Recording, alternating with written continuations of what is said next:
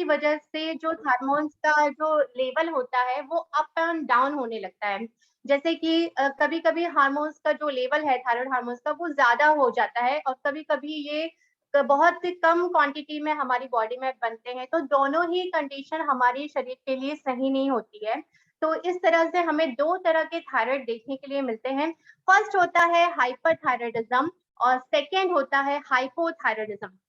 हाइपरथायराइडिज़्म जिसे सामान्य तरह की भाषा में बोला जाता है कि दुबले होने वाला थायराइड, तो हाइपोथायराइडिज़्म जो होता है वो दुबले होने वाला थायराइड होता है और हाइपोथायराइडिज़्म जो होता है वो होता है मोटे होने वाला थायराइड। तो जब हाइपरथायराइडिज़्म होता है तो जो वेट है वो हमारा सडनली बहुत तेज़ी से नीचे आने लगता है, कम होने लगता है हमारा वज़न और भी बहुत सारे सिम्पटम्स इसमें देखने के लिए मिलते हैं, जैसे कि हमें बहुत ज़्यादा प्यास लगने लगती है, हमारी हार्ट बीट काफ़ी फ़ास्ट हो जाती है, थकान होती है, हमें बहुत ज़्यादा गर्मी लगती है और हमारी जो रहती है नींद वो बहुत कम हो जाती है जब हमें हाइपरथायराइडिज़्म होता है। इसी तरह से हाइपोथायराइडिज़्म अगर किसी को है, तो उसका जो वेट है वो बहुत जल्दी बढ़ने लगता है, बहुत तेज़ी से हमारा वेट बढ़ने लगता है। हमारे जो मसल्स है उसमें स्टिफनेस हो जाती है, अकड़न जिसे बोलते हैं, अकड़न महसूस होती है। बहुत हमें ज़्यादा ठंड लगने लगती है और डिप्रेशन जो होता है वो हाइपरथायराइडिज़्म वाले पेशेंट में बहुत ज़्यादा होता है। तो दोनों ही कंडीशन हमारे लिए सही नहीं होती है और दोनों ही कंडीशन में हम जो अपना एक आइडियल वेट है, उसे मेंटेन नहीं रख पाते हैं अगर हमें हाइपर या हाइपोथायराइडिज़्म होता है तो। तो पहले तो मैं रीज़न बताऊँगी कि क्या क्या किस-किस के रीज़न होते हैं, जिसकी वज़ह से हमें ये थायरॉइड का प्रॉब्लम होता है। तो फर्स्ट जो इसका रीज़न होता है वो स्ट्रेस। अगर हम बहुत ज़्यादा स्ट्रेस लेते हैं, छोटी-छोटी बातों को बहुत ज़्यादा सोचते हैं और माइंड में बहुत ज़्यादा तनाव रहता है हमें, तो भी हमारा जो हार्मोन्स लेवल है वो गड़बड़ हो जाता है। तो स्ट्रेस एक मेन रीज़न है, जिसकी वज़ह से थायरॉइड का प्रॉब्लम होता है। सेकंड होता है हमारी हेरिडिटी। अगर आपके घर में मदर, फादर या फिर किसी और फैमिली मेंबर को ये प्रॉब्लम है तो हेरिडिटी है तो चांसेस ज़्यादा हो जाते हैं कि आपको भी ये प्रॉब्लम हो। वैसे तो हेरिडिटी ओनली 30% रोल ही प्ले करती है, 70% रोल आप क्या खाते हैं और आपकी लाइफ़स्टाइल क्या है ये होता है मेनली। इसके बाद भी अगर किसी को थायरॉइड है तो थायरॉइड होने के चांस आपको ज़्यादा हो जाते हैं। इसके बाद जो थर्ड रीज़न है वो होता है एक टेम्परेरी थायरॉइड होता है, जैसे कि किसी लेडीज़ को प्रेगनेंसी के टाइम पे कुछ टाइम के ड्यूरेशन के लिए थायरॉइड होता है और ये आफ्टर डिलीवरी ऑटोमेटिकली ठीक हो जाता है। इसमें ज़्यादा कुछ मेडिसिन लेने की ज़रूरत नहीं होती है। ये कुछ प्रेगनेंसी के टाइम पे ही थोड़ा हार्मोन्स का इम्बैलेंस हो जाता है, तो ये उतना सीरियस नहीं होता है।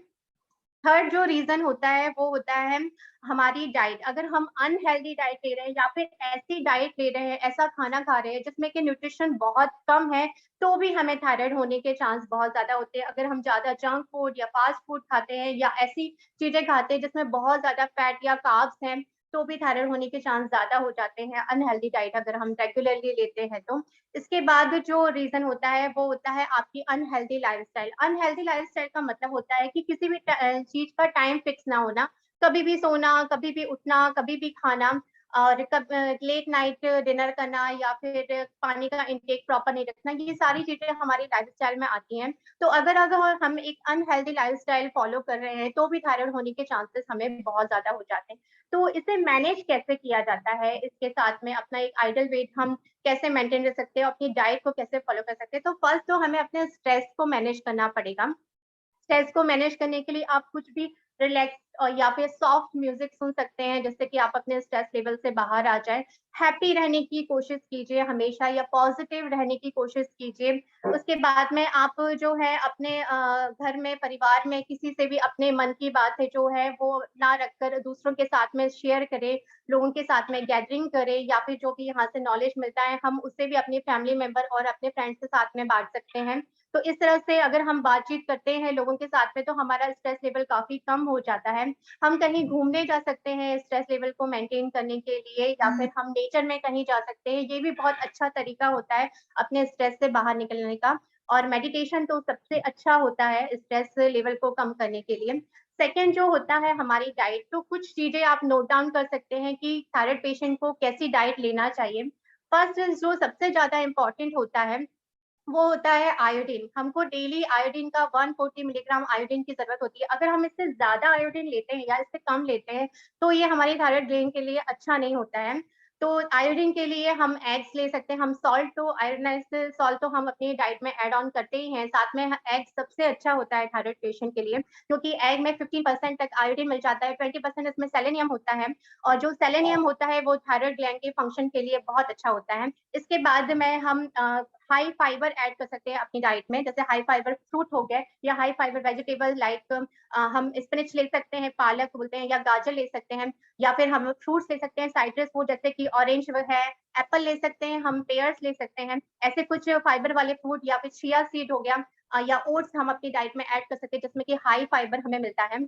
उसके बाद विटामिन डी, कैल्शियम और मैग्नीशियम और विटामिन बी12 ये चीजें थायराइड पेशेंट के लिए बहुत ज्यादा जरूरी होती है और विटामिन डी और मैग्नीशियम और कैल्शियम हमारी बोन्स के लिए बहुत ज्यादा जरूरी होती हैं और हमारे जो फॉर्मूला 1 है उसमें तो सारी चीजें इंक्लूडेड है, तो ये सबसे बेस्ट है फूड हमारे थायराइड पेशेंट के लिए। और आप अपने विटामिन डी के लिए आप बादाम ले सकते हैं या फिर आप पपाया या गाजर ले सकते हैं। कैल्शियम के लिए आप कर्ड ले सकते हैं, मिल्क ले सकते हैं और विटामिन बी12 भी आप ले सकते हैं जिससे कि एक प्रॉपर डाइट मिल सके थायराइड के लिए। उसके बाद में आपको अपनी डाइट में एक हेल्दी फैट ओमेगा 3 ऐड करना चाहिए, जैसे कि वॉलनट ले सकते हैं आप, बादाम ले सकते हैं, फ्लैक्स सीड जिसे अलसी बोलते हैं या सनफ्लावर सूरजमुखी के जो बीज होते हैं सनफ्लावर सीड उसे अपनी डाइट में ऐड कर सकते हैं। ओट्स सबसे अच्छा होता है, उसमें ओमेगा 3 होता है, तो आप ओट्स भी ऐड कर सकते हैं अपनी डाइट में। एंटीऑक्सीडेंट भी थायराइड पेशेंट के लिए बहुत अच्छा होता है। एंटीऑक्सीडेंट आपको ब्लूबेरी से मिल सकता है, बेल पेपर जिसे कि शिमला मिर्च कहा जाता है, उसे अपनी डाइट में ऐड कर सकते हैं। टोमेटो ऐड कर सकते हैं सैलेड में, उसमें भी एक बहुत अच्छा सोर्स होता है वो एंटीऑक्सीडेंट का। इसके बाद में है लाइफस्टाइल। अगर अगर आप एक प्रॉपर हेल्दी लाइफस्टाइल फॉलो करते हैं, तो काफ़ी हद तक इस प्रॉब्लम से बाहर आ सकते हैं। जैसे कि सबसे मेन होता है जल्दी उठना। रोज डेली हमें जल्दी उठना चाहिए और जल्दी उठने के बाद हमें जो वाटर है 1 से 1.5 ग्लास पानी डेली हमें पीना चाहिए, क्योंकि रात भर जो हमारी बॉडी होती है वो डिहाइड्रेट होती है और सुबह हमको उठकर ही पानी पीने की हैबिट हमेशा के लिए बनानी चाहिए। उसके बाद थर्ड होता है उठने के बाद में हमें कुछ ना कुछ वर्कआउट ज़रूर करना चाहिए, कुछ ना कुछ फिज़िकल एक्टिविटी हमको करना चाहिए। ये हमारे हार्मोन्स को बैलेंस करने में बहुत ज़्यादा ज़रूरी होते हैं, इसलिए हमें वर्कआउट रेगुलर बेसिस पे करना चाहिए। कुछ योगा कर लीजिए या वॉक कर लीजिए या वर्कआउट कीजिए। इसके बाद में होता है 5 मील, हमको 5 मील में लेना चाहिए अपना मील। 3 इसमें मेजर मील होते हैं। फर्स्ट होता है ब्रेकफास्ट, उसके बाद में होता है लंच, फिर डिनर और इसके बीच में हमें 2 स्मॉल मील्स लेने चाहिए, मॉर्निंग वाला स्नैक्स और इवनिंग वाला स्नैक्स। तो अपने डाइट प्लान को प्रॉपर तरीके से फॉलो करना चाहिए। इसके बाद होता है ब्रेकफास्ट। ब्रेकफास्ट आपको कभी भी स्किप नहीं करना चाहिए, क्योंकि अगर आप ब्रेकफास्ट स्किप करते हैं तो ये आपका वेट भी गेन करेगा और ये हार्मोन्स के लिए भी सही नहीं होता है। आपको अपना ब्रेकफास्ट में हाई प्रोटीन और हाई फाइबर ऐड करना चाहिए। ये ही एक सबसे आइडियल ब्रेकफास्ट माना जाता है और हमारे पास में सबसे अच्छा ब्रेकफास्ट है जिसके अंदर सारे मिनरल्स, प्रोटीन्स, फाइबर सब कुछ है। तो अपना ब्रेकफास्ट कभी भी स्किप ना करें। इसके साथ में आपको नींद का होना भी बहुत ज़्यादा ज़रूरी है। अगर आप बहुत लेट नाइट सोते हैं, तो भी ये स्ट्रेस लेवल को बढ़ाता है और आपके हार्मोन्स के लिए भी ये सही नहीं होता है। तो एक प्रॉपर 8 से 10 घंटे की नींद रेगुलर बेसिस पे लीजिए। अगर आप जल्दी सोते हैं, तो आप जल्दी उठ पाएँगे। तो एक नींद भी बहुत बड़ा रोल प्ले करती है आपके हार्मोन्स को बैलेंस करने में। आपको अपना वाटर का इंटेक भी प्रॉपर रखना चाहिए। डेली 8 से 10 ग्लास पानी पीना सबके लिए ज़रूरी है। तो इस तरह से आप कुछ चीज़ों का ध्यान रखकर एक प्रॉपर लाइफ़स्टाइल फ़ॉलो कर सकते हैं और इस तरह से इस प्रॉब्लम से काफ़ी हद तक बाहर आ सकते हैं।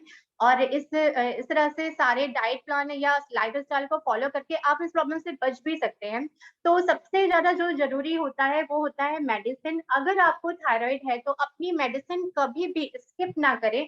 ये मेडिसिन हमें सुबह लेनी होती है खाली पेट, तो खाली पेट हमें ये रेगुलरली मेडिसिन लेनी चाहिए और उसके बाद अपना प्रॉपर डाइट लेना चाहिए और रेगुलर बेसिस पे एक्सरसाइज करना चाहिए। और हर 3 से 6 महीने में एक बार थायरॉइड का टेस्ट ज़रूर करा लेना चाहिए। अगर कोई थायरॉइड पेशेंट है तो उन्हें पता होना चाहिए कि उनका थायरॉइड लेवल हर 3 से 6 महीने में कितना कम और ज़्यादा हो रहा है। तो ये कुछ चीज़ें हैं जिसको करके आप थायरॉइड से बच भी सकते हैं और अगर आपको थायरॉइड है तो इसके साथ में आप एक हेल्थी लाइफ़स्टाइल भी जी सकते हैं। इसके साथ में आप अपने कोच से भी बात कर सकते हैं कि और क्या एडिशनल न्यूट्रिशन अपनी डाइट में ऐड कर सकते हैं हम इस अगर हमें थायराइड का प्रॉब्लम है। और इसके साथ ही साथ मैं अपना भी रिजल्ट शेयर करूँगी कि मुझे भी 13 सालों से थायराइड का प्रॉब्लम है और ये प्रॉब्लम जो मैं मानती हूँ कि किस वजह से हुआ, तो मुझे लगता है कि एक अनहेल्दी लाइफ़स्टाइल जो मैं फ़ॉलो करती थी, कभी भी उठती थी, कभी भी सोती थी, कभी भी खाना-पीना खाती थी, कुछ भी प्रॉपर टाइम पे नहीं था। तो मुझे लगता है शायद इसी वजह से मुझे ये प्रॉब्लम हुआ और जब से मैं इस कम्युनिटी के साथ में जुड़ी हूँ, मुझे काफ़ी हेल्प मिला है इस प्रॉब्लम से बाहर आने में और इसके साथ में अपना वेट लूज़ करने में। तो इस तरह से आप भी एक प्रॉपर डाइट और प्रॉपर लाइफ़स्टाइल और अपने स्ट्रेस लेवल हमेशा हैप्पी रहिए और पॉज़िटिव रहिए, इस तरह से आप अपने हार्मोन्स को बैलेंस कर सकते हैं। Thank you so much ma'am, over to you.